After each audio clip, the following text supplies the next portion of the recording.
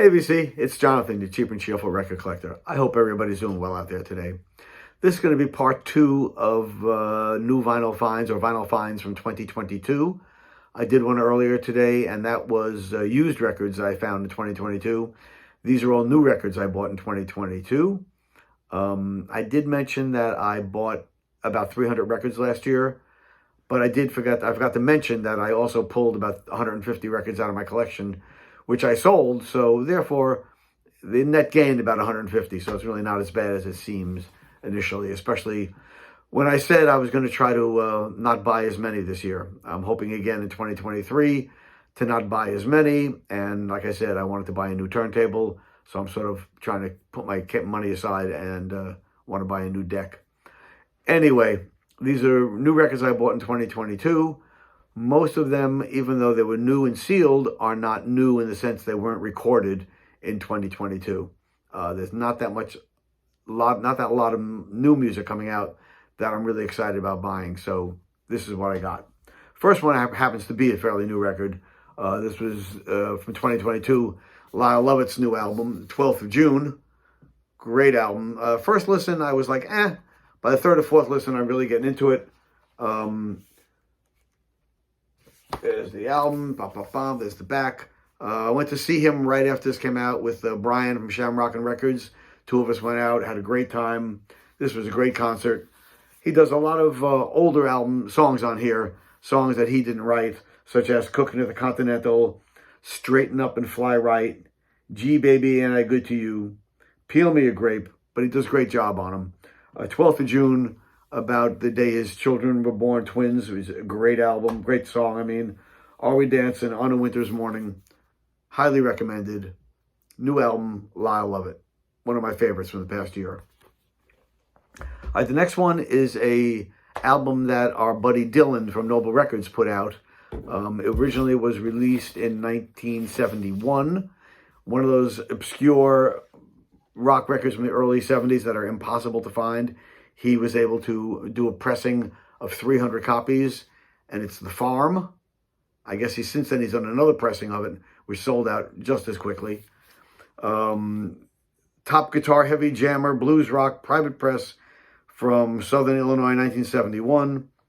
It's a great freaking album on yellow vinyl.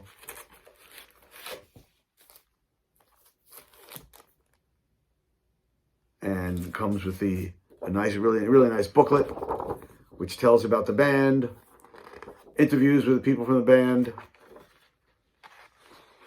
pictures, etc. Really cool. Really like this record. Really happy to add this to my collection. 1971, that was my era, so I'm really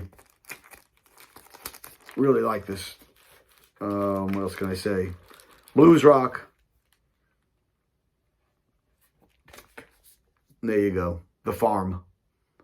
Don't know if it's easy to find anymore, because I said he had two pressings of it, and they both sold out like really fast. Next one is another album that was recorded years ago, and was only released in 2022. These are the great Magic Sam, great blues guitar player. These are recordings he did from 1957 to 66 for Cobra, Chief, and Crash Records. So they were all singles for those three labels that he recorded on. Magic Sam unfortunately died in 1969, had a heart attack. Just great blues, soul blues, funk blues, whatever you want to call it. Fantastic. Always been a big fan.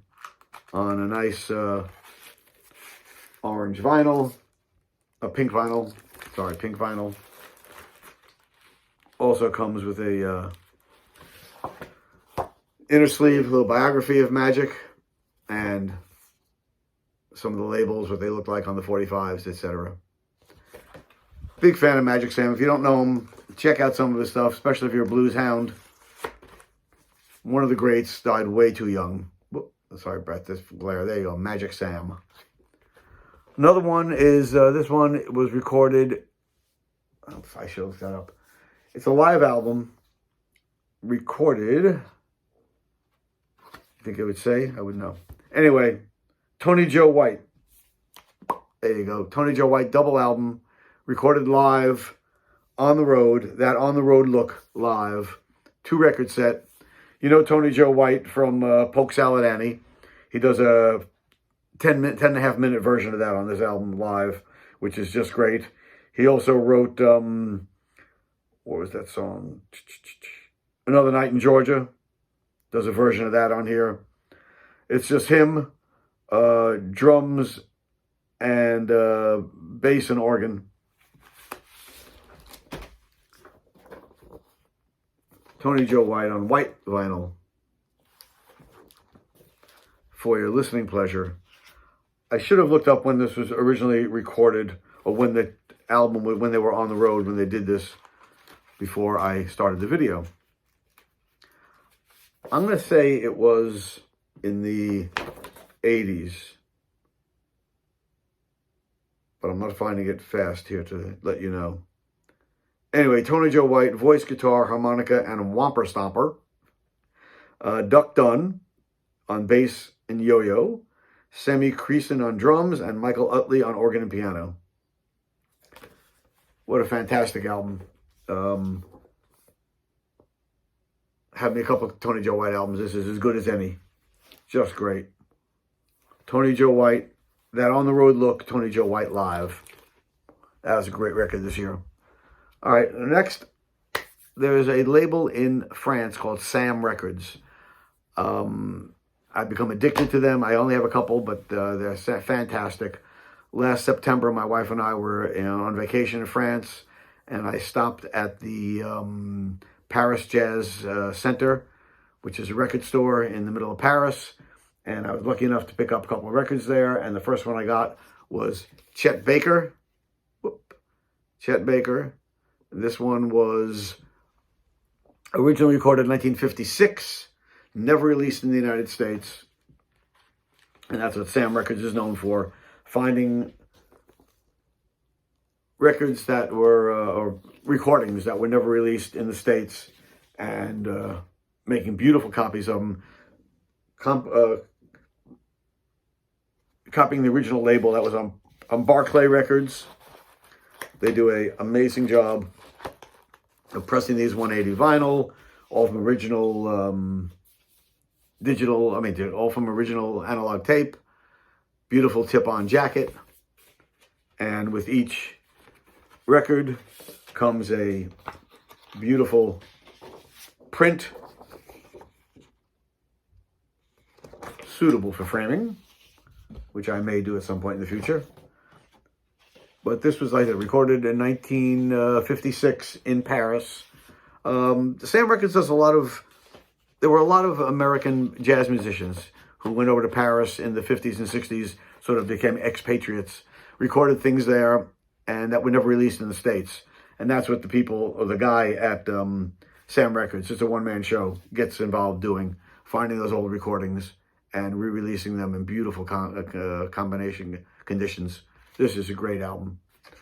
Next one I got, I really didn't know much about it, but I knew one name on the album, also a Sam record. This was, again, this was recorded in 1965, and it is Nathan Davis, who I didn't really know, but I knew Kenny Clarke and Woody Shaw, so I took a chance, and boy, was I happy I took a chance. What a great, great album. Again, on Sam Records. Beautiful jazz album. There's that Sam record label inside an inner sleeve. I put it inside an inner sleeve, inner sleeve. That's the original label it came out on. And great hard bop jazz. Kenny Clarke.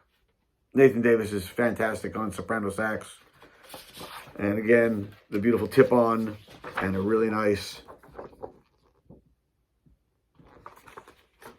poster inside, such as it was. So I picked those two up when I was in France. Before I went to France, it was about a couple months before that, I picked up this, my first Sam record that I got. These are all my favorite from last year. This one is John Lewis and Sacha Distel, Afternoon in Paris. Again, on Sam Records. When with Barney Willen, Percy Heath, Kenny Clark, Connie Kay. Fantastic. There's the Sam record thing again. Originally on Versailles Records. There's the original label. Again, beautiful hard bop jazz, which I'm really into. And just fantastic recordings. Beautifully done. Beautiful tip-on, like the beautiful tip-on jackets. Just quality all the way around. And if I can get this out, a poster suitable for framing. There you go.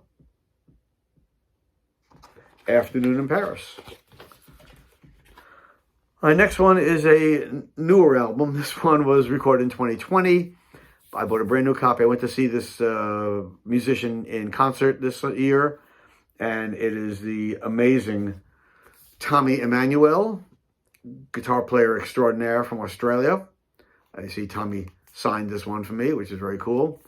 This is called The Best of Tommy Songs. You would think it's a compilation, but it's not. All new songs for him.